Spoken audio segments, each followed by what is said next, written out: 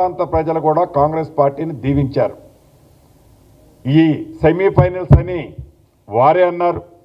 ఈ సెమీఫైనల్స్లో కూడా ఓడిపోతున్నామని గ్రహించి ఈరోజు ఉదయం కౌంటింగ్ స్టార్ట్ అయిన దగ్గర నుంచి నో నో నో నో మాకు ఇది కాదు, ఏదైతే గ్రేటర్ హైదరాబాద్ ఉందో ఈ గ్రేటర్ హైదరాబాద్ మాకు రెఫరెండం అని 1 by 1 అట్లా షిఫ్ట్ అవుతూ వారి కార్యకర్తల్ని ఇంకా ప్రజల్ని మభ్యపెట్టే తీరు చూస్తుంటే ఆశ్చర్యం అనిపిస్తుంది.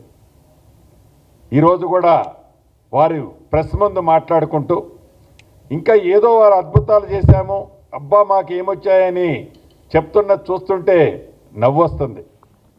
ఏది ఏమైనా ఈ ప్రభుత్వానికి ఇందాక బట్టిగా చెప్పినట్టు మరింత బాధ్యత పెరిగింది. తప్పకుండా గౌరవ ముఖ్యమంత్రి రేవంత్ రెడ్డి గారి నాయకత్వంలోని ఈ ప్రభుత్వం, కాంగ్రెస్ ప్రభుత్వం బాధ్యతాయుతంగా మాటలతో కాకుండా చేతలతో ఇచ్చిన ప్రతి కార్యక్రమాన్ని, ఇచ్చిన ప్రతి హామీని తూచా తప్పకుండా ప్రజలకి అందిస్తున్నాం. కాబట్టే పూర్తి దీవెనలో ప్రజల నుంచి అందాయి.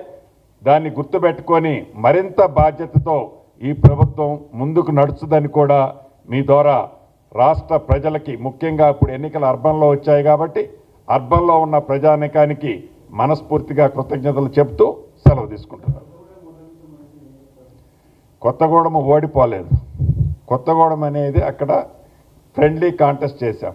ఇద్దరికి కలిపి సుమారు 45 వచ్చాయి. అది ఓటమి కాదు, ఫ్రెండ్లీ కాంటెస్ట్ చేశాం. వారు మా మిత్రపక్షం.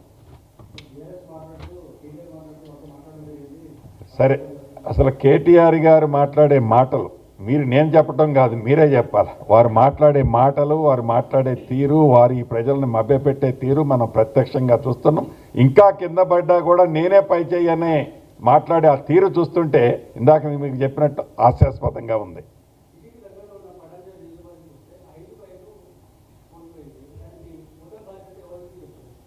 సో మీరు ప్రధానంగా గమనించాల్సింది పటాన్ చెరువు XYZ కంటే కూడా ఓవరాల్ స్టేట్లో అర్బన్ ప్రాంతంలో కాంగ్రెస్ పార్టీ ప్రభంజనం ఏదైతే ఉందో చాలా స్పష్టంగా కనిపించింది.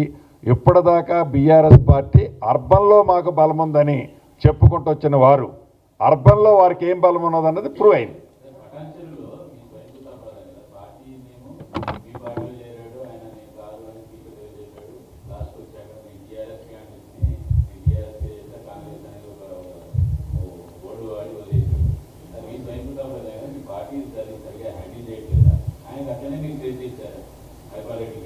ఇది కాంగ్రెస్ పార్టీ అనేది ఒక మహావృక్షం.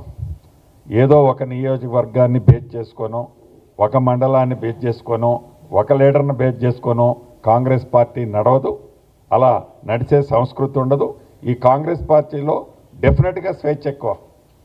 మిగతా పార్టీలాగా వారికి ఉన్న వ్యవహారం ఈ కాంగ్రెస్ పార్టీలో ఉండదు. స్వేచ్ఛగా ప్రతి మనిషి తన మనసులోది, చిన్న కార్యకర్త నుంచి ముఖ్యమంత్రి వరకు స్వేచ్ఛగా మనసులో చెప్పుకునే స్వేచ్ఛ ఏకైక పార్టీ కాంగ్రెస్ పార్టీలో ఉంది.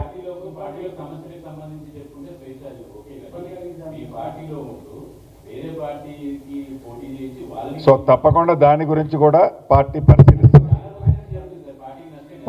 పార్టీ దాని గురించి కూడా పరిశీలిస్తుంది.